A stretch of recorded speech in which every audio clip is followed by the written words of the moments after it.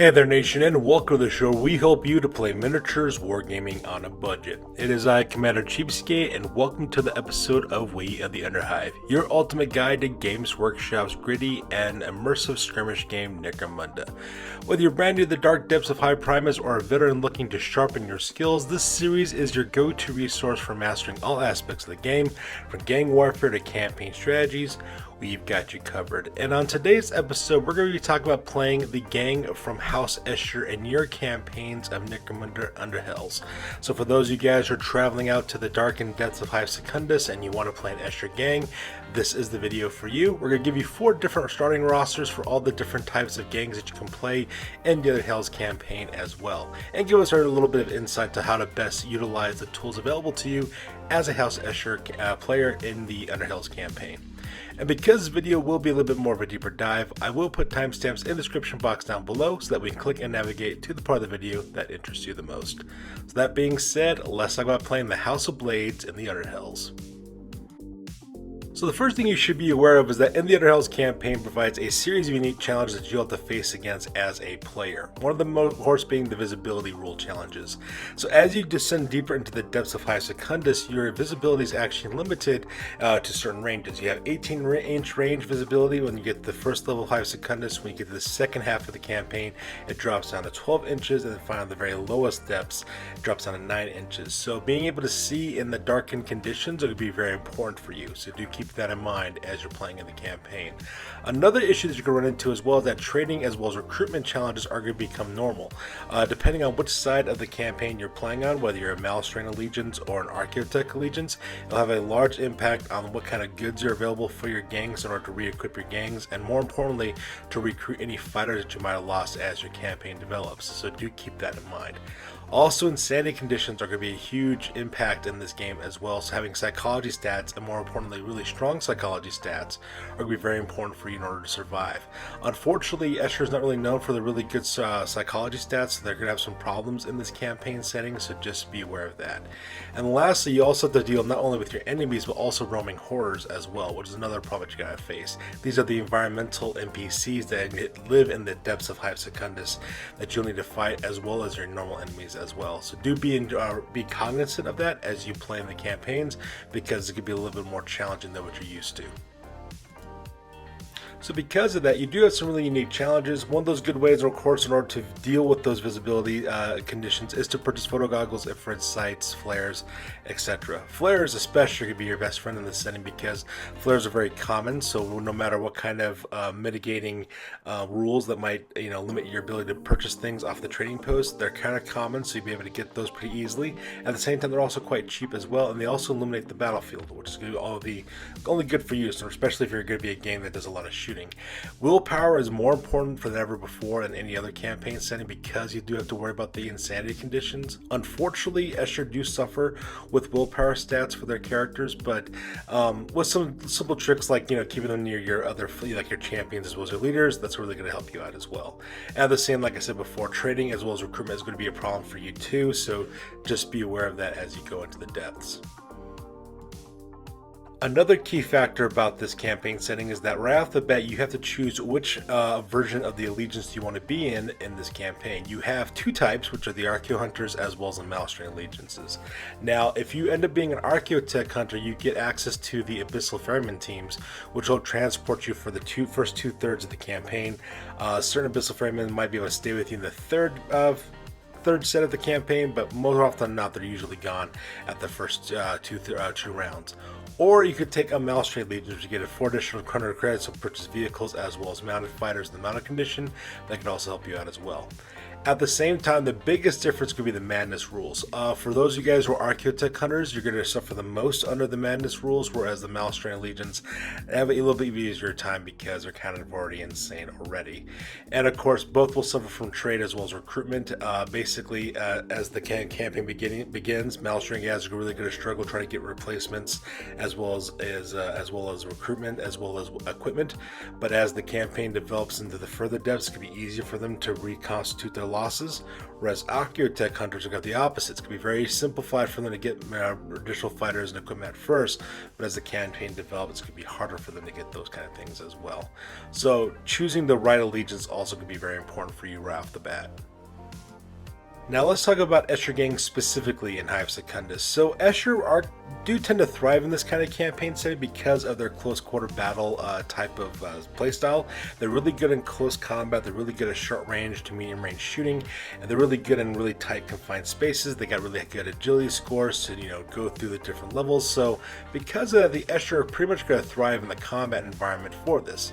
In addition, even though they're facing tougher opponents, they do have good access for close combat weapons, as well as gas, as well as toxin weapons, which will be really great for you guys to do well for that. The only real handicap you're going to face, however, is the willpower characteristics, so make sure you avoid insanity, so that is going to be a little bit of a problem for you going in. And the nice thing about the Escher gang too, either playing as Malstrain allegiance or Archeotech hunters, they do very well in both of them, so it just kind of comes down to player choice, specifically which type you want to play. So let's talk about the specific rosters I've made for you guys for this video. This gang is called the Killjoys. I have all 4 different flavors of types of gangs you can play in Hive Secundus with this list. Regardless of which one you choose though, just be aware there's a very aggressive close quarters battle play. So you'll be fighting primarily in the medium to short range, especially maximum range of shooting for mostly about 24 inches. You'll be fighting mainly within the 12-inch range as well as close combat. So that's where most of your combat is going to take place as well. Now at the same time, you're also going to have lots of firepower for your ferryman teams. It's going to help you guys out, as well as for your Malstrain vehicles, so that will kind of help you out balance a little bit to be a little bit more competitive in the first 2/3 of the campaign. And because of the close quarters battle nature of this gang, it's not really meant for the faint of heart. So for those of you guys who struggle with close in gameplay, this may not be the gang for you, but if you are up for a challenge, or if you're perfectly comfortable fighting in short range, this will definitely be the list for you. Alright, so let's get into the starting rosters. This is going to be your House Escher starting roster for Necromunda Hive Secundus. So for 2025, this gang is called the Killjoys, and this is going to be your Archeotech Hunters list. So these guys are the guys who have access to the Abyssal Ferryman team.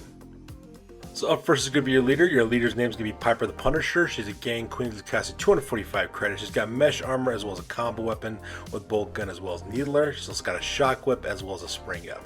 So the nice thing about this character is that she's a good all-around medium short range shooter, but she could also hold her own in close combat.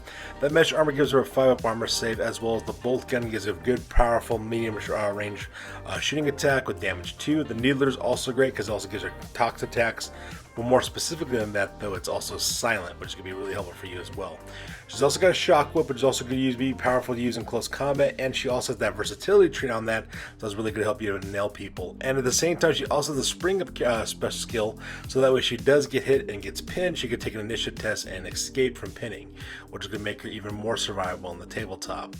After that, you do have your first champion, Sister Celarella. She's going to be your gang matriarch at 250 credits. She's got a mesh armor for a 5-up armor save, and we're giving this character a plasma gun because plasma guns are absolutely fantastic, and we're equipping her with a photo goggles so that way she can see further within the visibility conditions and be able to shoot at targets with that very powerful plasma gun. And once again, she also has the spring up skills, so that way she does get hit and gets pinned, she can take an initiative test, get back on her feet again for free, and that's going to be a really good thing to help you out for either close combat or for shooting. Your next champion is going to be Lady Loretta. She's a Death Maiden at 185 credits. She has mesh armor for a 5 armor save. We're also giving her a needle pistol as well as a stiletto sword for close combat. The needle pistol and stiletto sword are great because they both have the toxin trait, which could be really deadly, and especially considering they both are also silent weapons as well, which could help you with a lot of stealth. At the same time, we're giving her the combat virtuoso skill from the finesse skill tree, so that way she could use the strength of her attack as a versatile trait for her weapons. So basically, if that stiletto sword has a 3-inch versatile trait, which makes it really great for you to attack people at distance because Death Maidens excel in close combat. Plus, at the same time, she also has Toxin Blood, which will also help you kind of make your toxin traits even more deadly on the battlefield. After that, we have your first Wild Runner, Nova Salela is her name. She's going to cost you 65 credits. She's got throwing knives as well as a whip. A whip's a great close combat weapon with a versatile trait. The throwing knives also have the toxin trait, also silent to use as well. After that, we have Needles Moronica. She's going to be your second wild runner at 60 credits. She's only equipped with a whip. And then afterwards, we have another gangster named Angel Tondones. She's going to cost you 140 credits. She's going to be a gang specialist with a grenade launcher with both frag and crack grenades because those weapons are amazing. We're also giving her photo goggles so that way she can see in all visibility conditions as well. And then lastly, of course, we have Sineth, who's going to be your last gang sister at 55 credits, and she's going to be armed with a last gun. Now, the thing about this list, of course, is as soon as possible, try to get some Escher cutters for your gang, especially for Nola Salala as well as Needles Moronica, so that way they have some really powerful shooting attacks later on as your campaign develops. So let's go ahead and talk about your enclaves for your Abyssal Ferryman team. Because you're Archeotech Hunter, you do have access to a Abyssal Ferryman team. Now the enclave, of course, is up to your player choice. However, I recommend either taking the Survivor or the Tinker Enclave.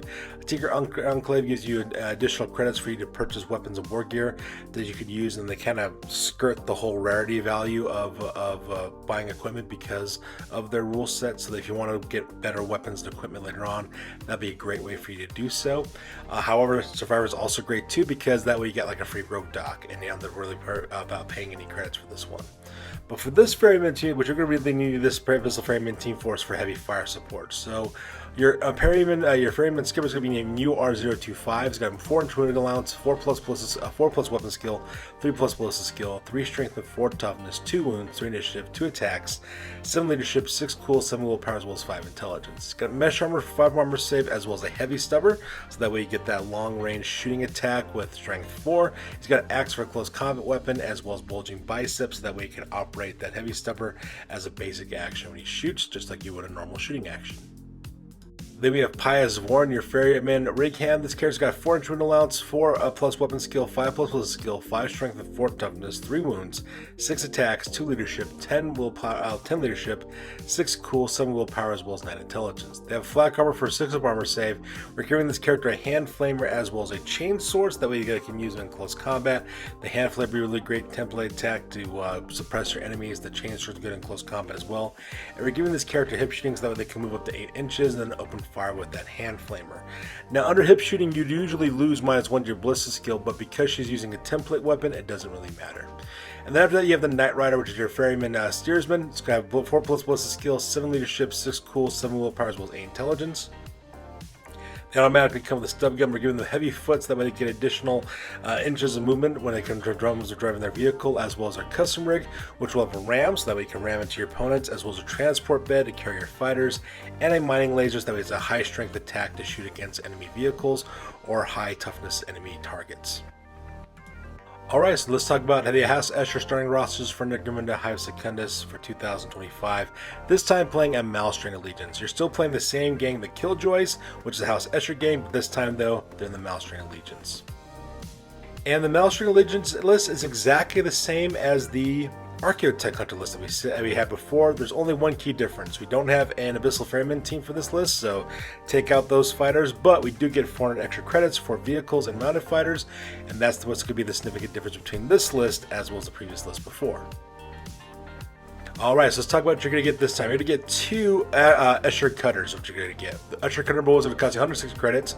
It's going to be equipped with twin linked grenade launcher with frag as well as crack grenades. And then Escher cutter number 2 is going to cost you 195 credits with twin linked plasma guns. And with the leftover credits that we had, we're purchasing a Waster's dirt bike as well. Now, in my opinion, the way you should do this is that you'll use your Escher cutters for both of your wild runners, whether it's Nova, Salela, or Needles Moronica. It kind of depends on which one you want to have which kind of weapons you need for your overall playstyle. The Waster's dirt bike, I would recommend even getting to the Gang Queen or to the Matriarchs. That way they can zip around with your Escher cutters and lay down some suppressive fires or to assault forward against your enemies. And that's only the real difference between this list as well as the Archeo Hunter list that we looked at before. So the third list, this one, is going to be your House Escher starting rosters for Necromunda Hive Secundus for 2025. Once again, the gang is still called the Killjoys, but this time it's a Secundan Incursion gang, which means that you're taking the Archeotech Hunter Allegiance, but you're going to be having a Spire Hunter actually be the leader of your gang. So your Secundan Incursion gang is going to be exactly the same as the Archeotech Hunters list from the very beginning of this video. However, though, you're taking out the leader. So Piper the Punisher will not be here. In fact, what you're going to do is you're going to replace her with a Spire Hunter instead, because in a Secundan Incursion gang, your leader is a Spire Hunter. And that Spire Hunter's name is Rajimi Santai. She's a Jakara Spire Hunter at 250 credits. She's got a Jakara hunting ring as well as a mirror shield as well as a Naga blade, so that we have that versatile trait for close combat. Mirror shield's a great close shooting attack as well as a close combat weapon as well. She's also got rain of blows, that way she fights twice with the simple activations each time. She has reflex enhancers, so you can activate twice, as well as masters of the hunt, kill count, as well as spire hunting rate glitches as her special rule. Now aside from that, everybody else makes a return for this gang. So Sister Cinderella, Lady Loretta, Nova Salila, Needles Moronica, Angel Yodonis, Sineth, they all make a return in this list as well, and exactly the exact same Abyssal Ferryman team as before as well, with UR025, Pious Vorn, as well as the Knight Rider. Alright, so let's talk about your House Escher starting roster for Hive Secundus 2025. This is your Killjoys list for the Malstrain Corrupted. So this one's going to actually include members of the Malstrain inside of your gang because they've been corrupted by that Xenos taint. And for the most part, it's going to be exactly the same as your Malstrain Allegiance list. Piper the Punisher makes a return, but this time though, Sister Cinderella though is going to be out of there, so your gang matriarch's not going to be there, but Piper the Punisher leader is going to be there, Lady Loretta, Nova Salela, your Wild Runner, Needles Moronica, your second Wild Runner, Angel Yodonis, your gang sister with the grenade launcher, Sineth, gang sister with the blast gun, as well as your 2 Escher cutters and your Waster's dirt bike is going to be there. However though, your gang matriarch is not. And the reason why that's the case is because we're replacing her with the Limb Taker, which is a Malstrain Gene Stealer at 200 city credits. He's going to be the champion of your gang. He's also got Mesh Armor for 5 armor save, Razor Sharp Claws, and Venomous Bites for close combat. So brutal close combat fighting ability. You got Bio Booster for those injuries you might take, as well as the Dodge, Evade, Nerves of Steel, as well as Rain of Blow skills. So this thing is a literal blender. You'll be setting this thing up forward to chop up your enemies. The only problem though, of course, is that the only long range shooting attacks you really have for this gang are your 2 Escher cutters. But you know, then again, those Escher cutters are quite powerful. Grenade launchers are no joke. As same thing with plasma guns. Twin link plasma guns are no joke either. Unfortunately, we just didn't have enough credits to include a second champion with your plasma gun, and that makes up your Malstrain Corrupted list for this video. So there you guys have it. This is a deadly close quarters battle list that matches the strengths of the Eschers and the Underhells campaign. So if you want to get up close and personal and fight your enemy up in that sort of environment, this would be the list for you as well. My suggestion for you is to upgrade these fighters with visibility war gear as soon as possible. So either get flares, photo goggles, or infrasights for freedom fighters who need those. At the same time, upgrade your gas as well as your tox attacks to level the playing field against your against your stronger as well as tougher opponents, and that'd be the best way for you to play this roster as well. So there you guys have it. That's good of this one. As always, please feel free to like, comment, and or subscribe. Your guys' input is invaluable to us as always. Also check us out on Facebook, Instagram, as well as blogger.com for all the latest greatest hobby news related to this channel. I am Commander Cheapskate. That's good for this one. We'll catch you guys next video. Peace out and stay classy.